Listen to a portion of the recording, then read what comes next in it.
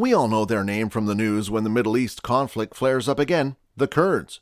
But who are these people? What drives them, and how do they live? Today, we take a look at the fascinating history of the Kurds, their religion, and explain why, despite centuries of fighting, they still do not have their own state. Look forward to exciting insights into a highly topical culture and a good boost to your general knowledge. Who are the Kurds?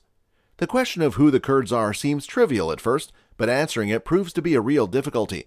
To put it briefly, the Kurds are an ethnic group made up largely of Sunni Muslims who have their homeland in the settlement area of Kurdistan, a region roughly the size of Germany that runs through the present-day countries of Turkey, Iran, Iraq, and Syria.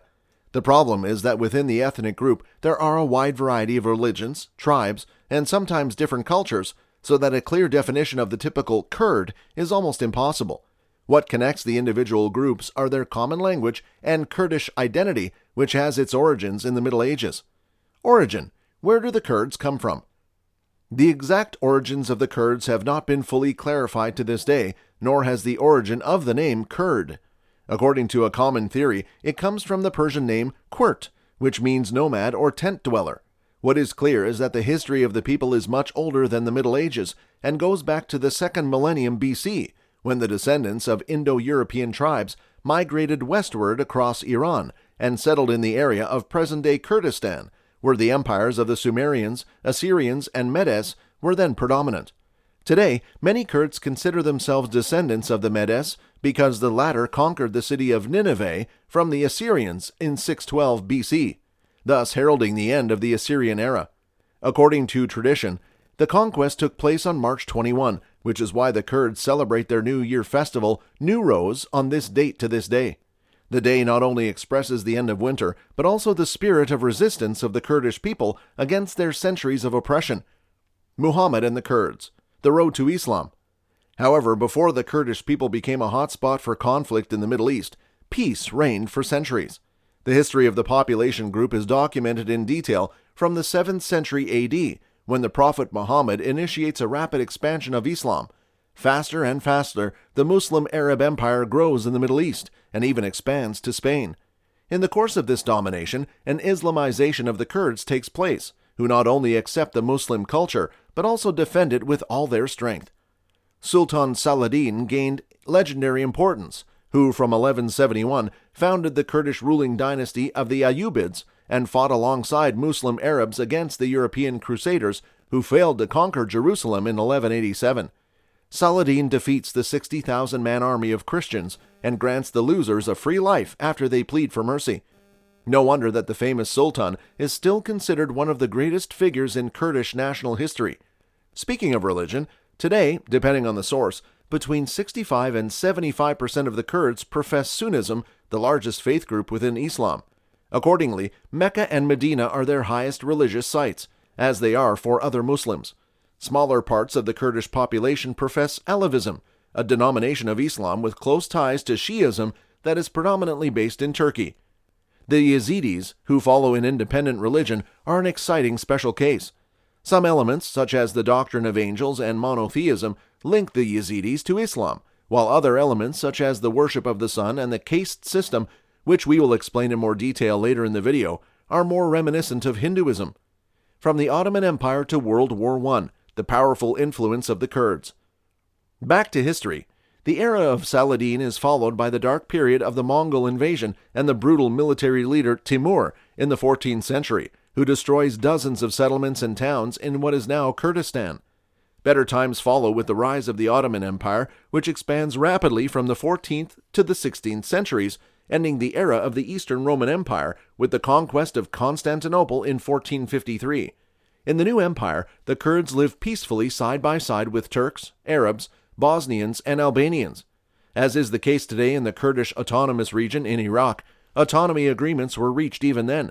While the Kurds are de facto part of the Ottoman Empire, they do not have to pay taxes or join the military. The population group exerts just as much influence in neighboring Persia, where Kurdish principalities have dominated extensive territories for over 300 years. The problem? Time and again, the Kurds attempt to achieve complete independence from the Ottoman and Persian superpowers, including by force, leading to an equally bloody suppression of the uprisings. To this day, the Kurdish dream of their own country and the corresponding oppression by other powers characterize the ethnic group like no other group in the world. Bloody conflicts and germinating hope, the 20th century. Kurdistan's greatest hope for recognition as a sovereign state comes after World War I, when the Ottoman Empire is on the losing side and its former territories are redistributed by the Allies. In the 1920 Treaty of Sèvres, they hold out the prospect of a fully autonomous region for the Kurds. But the new Turkey, under its founder Mustafa Kemal Atatürk, succeeds in 1923 in replacing the old plans with the new Treaty of Lausanne, which no longer provides for Kurdish autonomy. A series of bloody Kurdish uprisings followed, all of which were put down by the Turkish army. The Turkish government's subsequent policy against the Kurds is equally ruthless. Forced resettlements, a ban on the Kurdish language, and even the denial of their existence, the ethnic group must endure. In Iran, Iraq, and Syria too, the Kurds cannot think of a state of their own. In the 1960s, 70s, and 80s, the situation of the Kurds deteriorates everywhere. Iran and Syria resettle Kurdish villages as part of a strict Arabization, and the Iraqi dictator Saddam Hussein even murders the Kurds with poison gas. It is therefore not surprising that the Kurds are organizing military resistance. The problem? Instead of taking unified action against the repressors, the Kurds form different camps that fight each other. While the separatist movement KDP, Kurdistan Democratic Party, emerges in Iraq in the late 1950s, the leftist Patriotic Union of Kurdistan follows in the same country in 1975, and the famously militant Kurdistan Workers' Party in Turkey in 1978. Unity? Impossible. Kurdistan today, expansion and population. Today, the term Kurdistan does not describe a sovereign state, but merely the settlement area of the Kurds, which extends over 4 recognized countries: Iran, Iraq, Syria, and Turkey. Kurdistan does not have clearly defined borders. Depending on the definition, however, it encompasses a whopping 440 to 530,000 square kilometers. By comparison, the Federal Republic of Germany measures just 368,000. There is also disagreement about the exact population of the area. Estimates range from 25 to 30 million Kurds, at least 12 million of whom live in Turkey, where they constitute the largest ethnic minority. Tribes, hierarchies, and marriages, the organization of the Kurds. The organization of the Kurdish peoples is marked by ancient traditions and is widely nested. The smallest unit is the family, in which the man may live polygamously with up to 4 wives. Several families with related pedigrees form a patrilineage, with several patrilineages form a clan.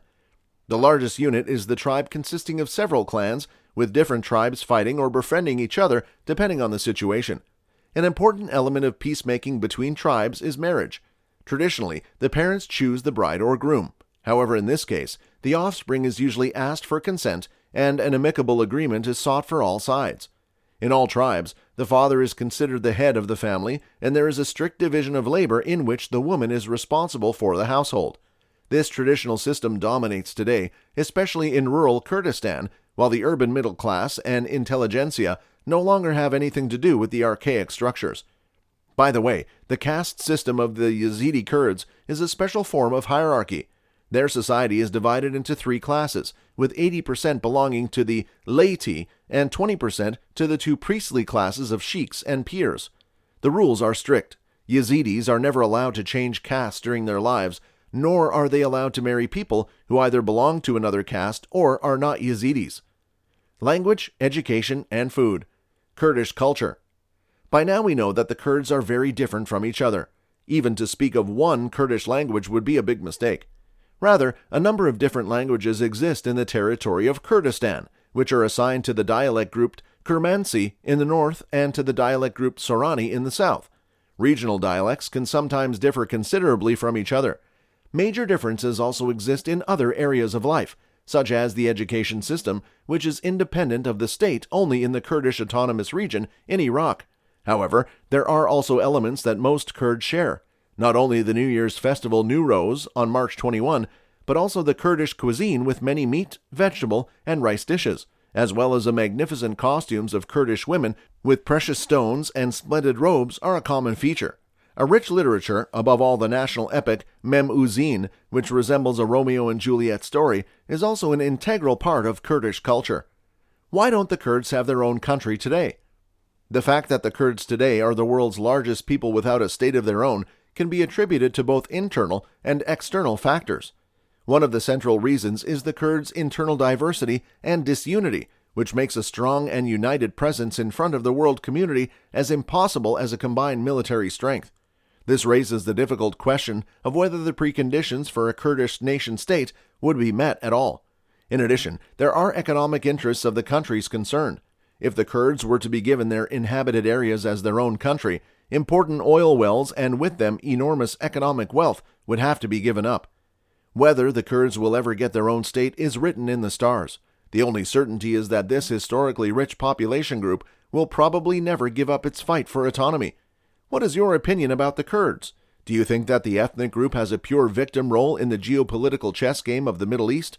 Or is it also guilty of war and ruin through its militant actions?